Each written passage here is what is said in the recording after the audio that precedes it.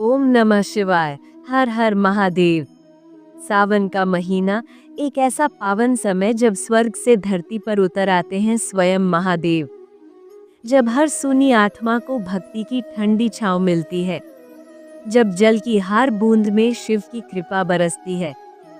सावन न सिर्फ वर्षा का मौसम है, बल्कि आत्मा को पवित्र करने का अवसर है।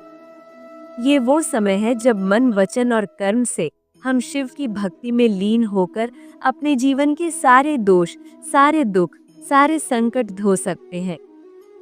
इस महीने का हर दिन, हर सोमवार, हर व्रत एक नई आशा, एक नई शक्ति और महादेव की असीम कृपा लेकर आता है।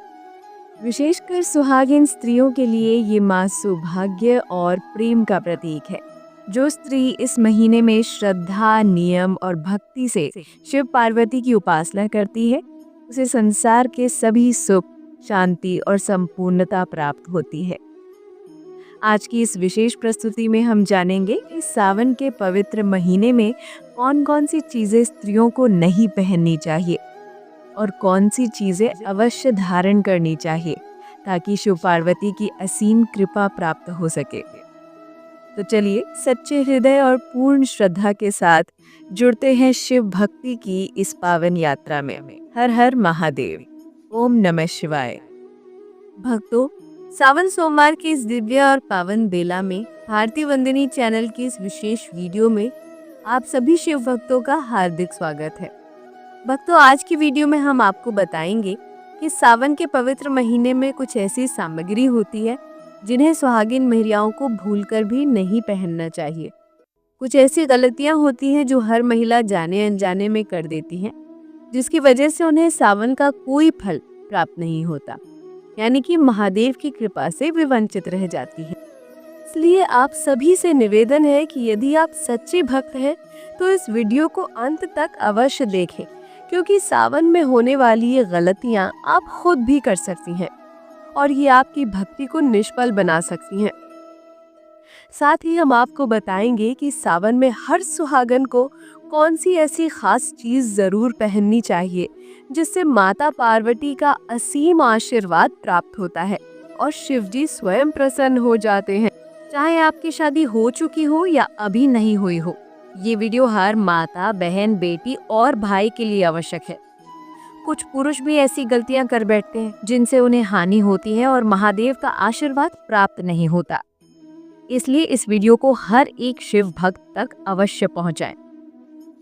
अब सबसे पहले जान लेते हैं कि इस साल 2025 में सावन मास की शुरुआत कब हो रही है और कितने सोमवार पड़ने जा रहे हैं। इस वर्ष सावन 11 जुलाई दिन शुक्रवार से प्रारंभ होकर 9 अगस्त तक रहेगा। इस दौरान कुल 5 सोमवार आएंगे, यानी 5 अवसर जब आप महादेव को प्रसन्न कर सकते हैं और उतने ही मौके जब एक छोटी सी गलती आपका पुण्य छीन सकती है। भूल कर भी सावन में काले और सफेद वस्त्र ना पहने। ये हरियाली और भक्ति का महीना है। इसमें हरे, पीले, गुलाबी जैसे उजले रंग शुभ माने जाते हैं। काला रंग शनि और नकारात्मकता का प्रतीक होता है, जबकि सफेद रंग शोक का संकेत माना गया है। शिव पार्वती की पूजा सौभाग्य और वैवाहिक सुख के लिए होती है और ऐसे में रंगों का चयन बहुत महत्वपूर्ण हो जाता है। विशेष रूप से सोमवार को हरे या पीले वस्त्र पहनना मन और पूजा दोनों के लिए मंगलकारी होता है। सोमवार को बाल नहीं धोने चाहिए और ना ही तेल लगाना चाहिए। ये दिन आत्मिक शुद्धि का होता है। बाल धोना और तेल लगाना सांसारिकता का संकेत है और ये पूजा के प्रभाव को कम कर सकता है। विशेषकर जब आप मंदिर जाते हैं तो बाल खुले या गीले ना हों। ये नियम केवल परंपरा नहीं बल्कि साधना का भाग है, जो शरीर और मन दोनों को अनुशासित करता है। सावन के दौरान मांस, मदिरा का सेवन पूर्ण रूप से वर्जित है। ये समय संयम और तपस्या का है। मांस, अंडा, मछली, शराब जैसी तामसिक वस्तुएं मानसिक अशांति और आलस उत्पन्न करती हैं और व्यक्ति शिव कृपा से दूर हो जाता है। इसलिए सात्विक आहार जैसे फल, दूध, जल, मूंगफली, साबूदाना और सेंधा नमक का सेवन कर।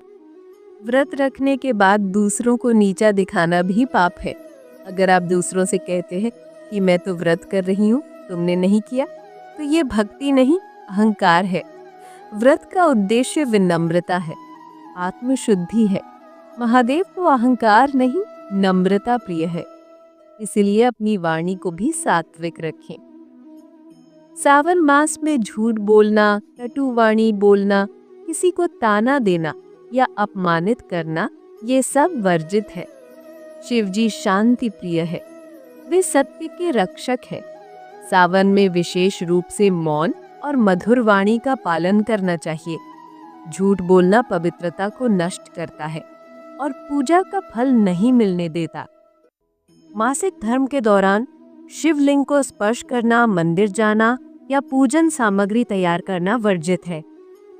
इस समय केवल मन ही मन शिव जी का ध्यान करें, महामृत्युंजय मंत्र या ओम नमः शिवाय का जप करें। ये प्रकृति का नियम है, भेदभाव नहीं। जैसे ही ये अवधि समाप्त हो, स्त्री स्नान कर पूरी श्रद्धा से पूजा कर सकती है और पूर्ण फल प्राप्त कर सकती है। शिवलिंग पर तुलसी, हल्दी और केतकी का फूल अर्पित करना निषिद्ध है।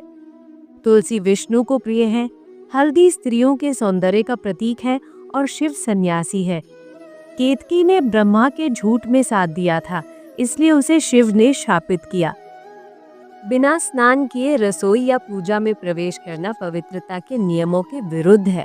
स्नान केवल शरीर को नहीं बल्कि चेतना को भी शुद्ध करता है।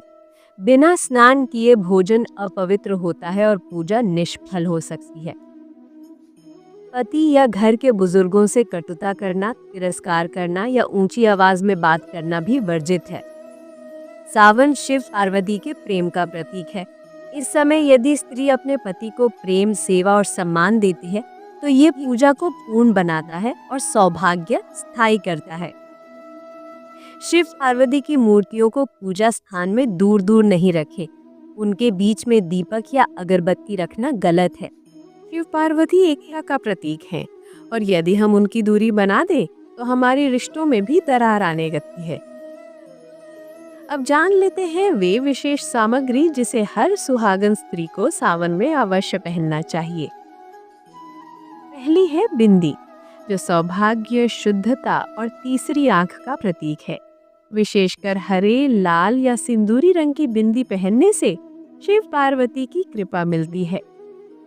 दूसरा है सिंदूर, जो वैवाहिक जीवन की मिठास और पति की लंबी उम्र का प्रतीक होता है। सावन में लाल सिंदूर और हरे वस्त्र का मेल अत्यंत शुभ होता है। तीसरा है काजल, जो आंखों की सुंदरता ही नहीं बल्कि नजर दोष से बचाने में भी सहायक है। हरे या प्राकृतिक अवयवों से बना काजल प्रयोग करें। हरी चूड़ियां प्रेम, सौंदर्य और पार्वती कृपा का प्रतीक है।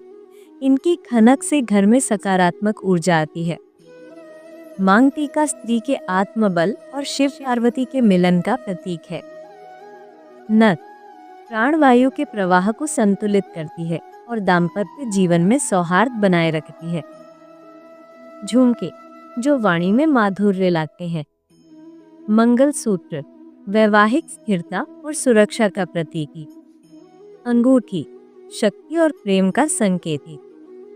बाजूबंद, पायल, बिछिया, महावर और इत्र, ये सभी श्रृंगार, सौभाग्य और भक्ति के द्योतक हैं।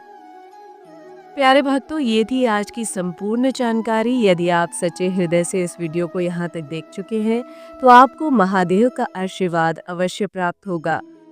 कमेंट बॉक्स में हर हर महादेव लिखें और इस वीडियो को अपने हर मित्र, माता, बहन, बेटी और भाई तक जरूर पहुँचाएं। जय भोलेनाथ, हर हर महादेव, ओम नमः शिवाय।